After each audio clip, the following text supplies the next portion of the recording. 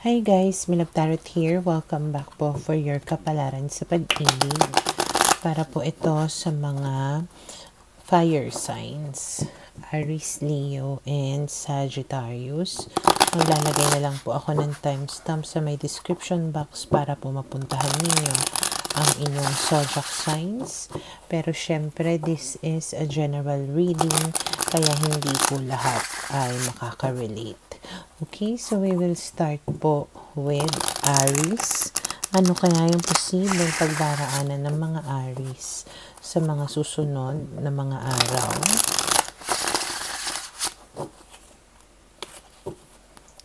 Okay, so we have here the Eight of Swords, the Emperor, the Moon, and the Nine of Cups.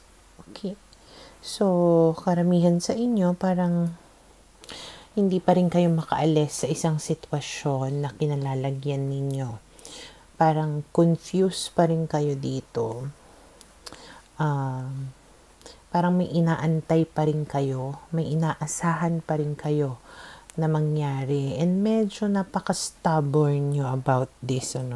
Talagang nagmamatigas kayo. Ayaw nyong kumawala, ayaw nyong gumive up. Kung tutuusin, kaya nyo naman kung gugustuhin nyo.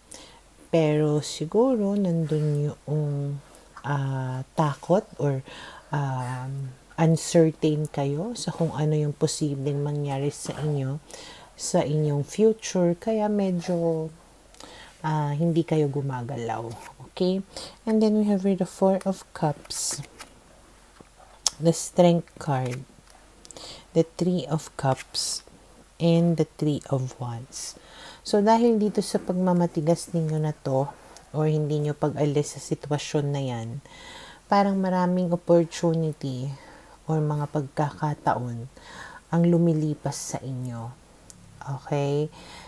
Pwede kasi na inaantay ninyo itong tao na to na humingi ng tawad sa inyo or makipag-reconcile sa inyo, but it's just not happening. Okay? So, maybe this is the right time for you, or parang panahon na parang pag-isipan mo talaga na umalis ka na lang sa sitwasyon na yan or mag-move on ka na lang. Okay? And then you have the Hierophant, the Queen of Cups, and the King of Coins. So, mahirap nga naman kasi nga mahal na mahal mo yung tao. Yung iba sa inyo, pwedeng kasal kayo nitong tao na ito. Kaya mas mahirap na umalis doon sa sitwasyon. May ilan sa inyo na pwedeng kayo yung third party na committed sa iba. Itong tao na ito, kaya wala kang magawa kundi mag-antay-antay lang sa kanya at hindi ka sure kung darating nga ba ang panahon na ikaw yung pipiliin niya. Okay? And then we have here the Five of Cups and the Devil. Pero ayun, since hindi mo kaya, patuloy ka dito na parang umiiyak. Patuloy na parang bibigat yung damdamin mo. Parang things will become worse. Parang nagiging toxic ka na, or yung relationship ninyo nagiging toxic na masyado ka nakadepende sa kanya. Yung happiness mo masyadong mong parang dinepende nga sa kanya. Okay? So, palala ng palala, kumbaga yung sitwasyon. And the more na pinapatagal mo na nandyan ka, the more na mas mahihirapan ka na umalis. Okay? And then we have here the Page of Cups. Meron pang ibang darating sa'yo May makikilala ka pa. Pero nga isa ito sa mga posible na lilipas sa'yo na pagkakataon dahil nga hindi ka umaalis dyan sa sitwasyon mo na ngayon. Okay? So, I think kung natatakot ka, kung uncertain ka sa kung anong mangyayari sa'yo sa future, sinasabi dito siguro na don't be afraid. There is still someone out there for you. May makikilala ka pa who may treat you much better than whoever it is na inaantay mo ngayon. Okay? So, for now, ito yung nakikita ko na posibleng mangyari sa mga Aries.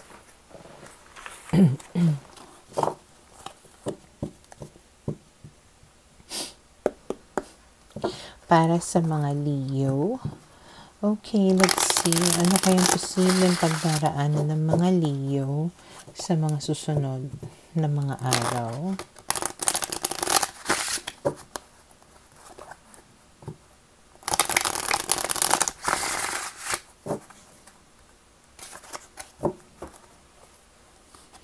We have here the Three of Cups, the Empress, the Queen of Wands, and the Temperance card.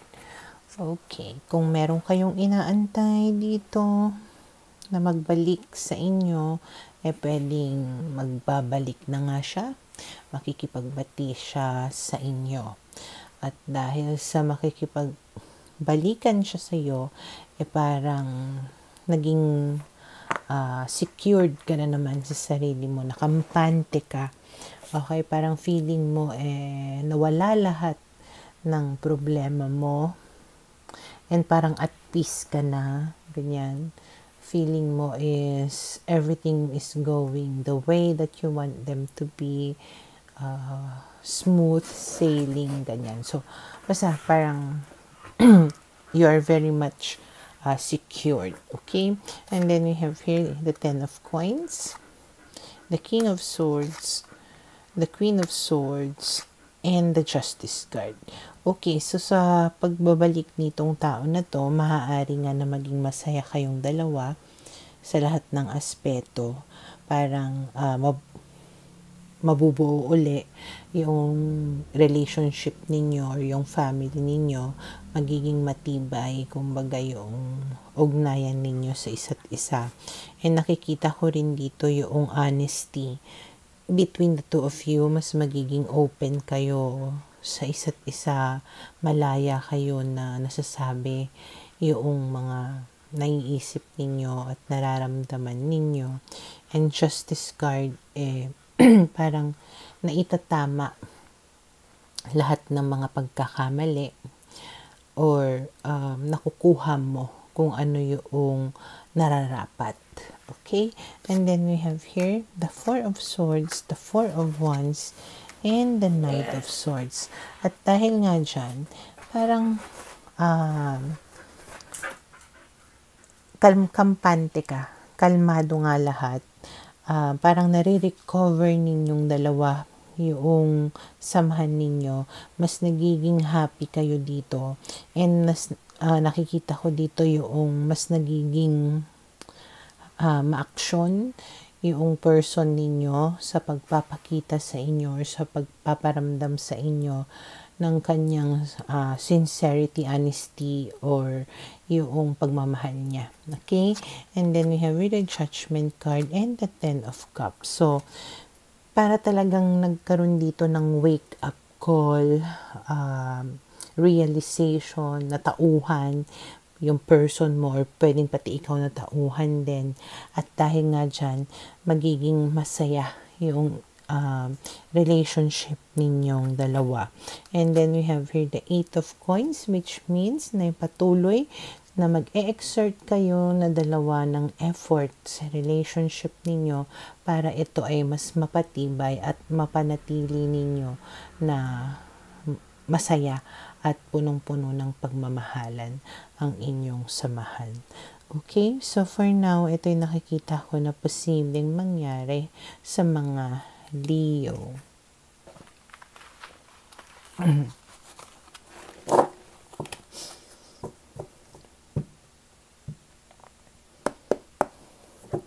Para sa mga Sagittarius, okay, let's see. Ano kaya yung posibleng pagdaraanan ng mga Sagittarius sa mga susunod na mga araw.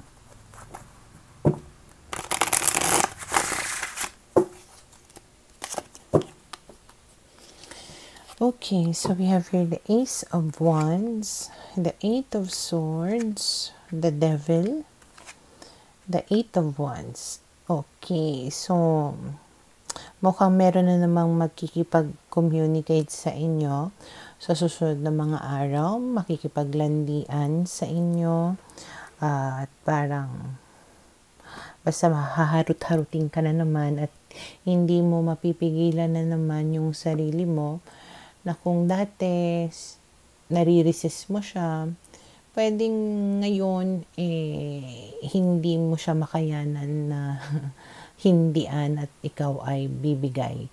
Okay, talagang sobrang ang lakas ng hatak sa'yo nitong tao na to. Sobrang attracted ka, sobrang attached ka sa kanya na even though alam mo na toxic yung samahan ninyo or hindi naman maganda yung mga nangyayari between the two of you, hindi mo magawang umalis doon sa sitwasyon.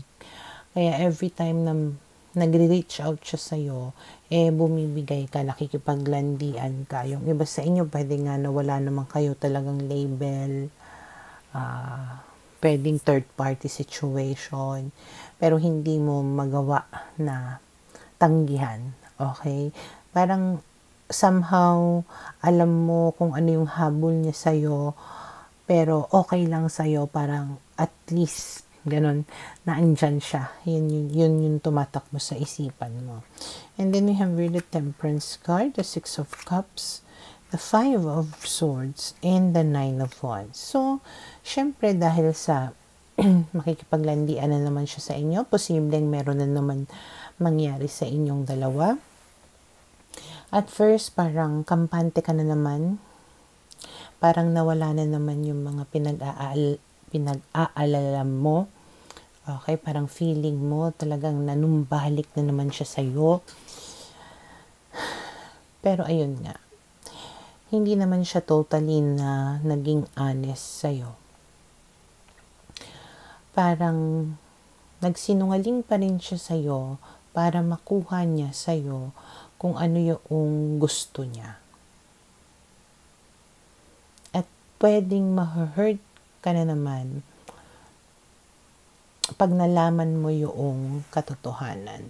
Okay? And then we have the World card, the Knight of Swords, and the Knight of Coins.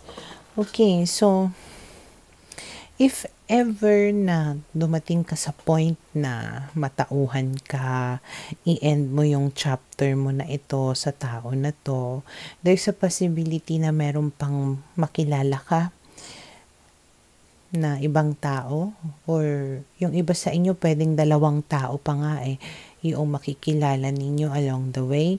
Yung isa parang panandalian lang, and then yung isa yun na yung pangseryosohan, pangmatagalan. Okay? Na King of Cups, Two of Cups. Yeah. And then itong pangmatagalan na to, yun na siguro yung tao na mamahalin mo talaga na equal. Kung gaano mo siya kamahal, ganun ka rin niya kamahal. And then Queen of Wands, na parang ito yung tao na bigay sa'yo uli ng confidence mo sa sarili mo. Yung talagang hindi ka nai-insecure. Okay? Pero again, that is like sa ibang chapter pa ng buhay mo. Pero sa ngayon nga kasi, nakatrap ka sa sitwasyon na yan, na hindi mo ma-resist yung tao na kung sino man yan na magme-message na naman sa'yo, nalalandiin ka. So, nasa sa'yo yan kung hanggang saan mo ito tolerate itong tao na to, kung hanggang saan mo siya pagbibigyan. Okay? Kasi hindi naman siya magkukumit sa'yo Parang kukunin niya lang sa'yo kung ano yung pangangailangan niya. And then after that, etsupwera ka na naman. Okay? So for now, ito yung nakikita ko na posibleng mangyari sa mga Sagittarius.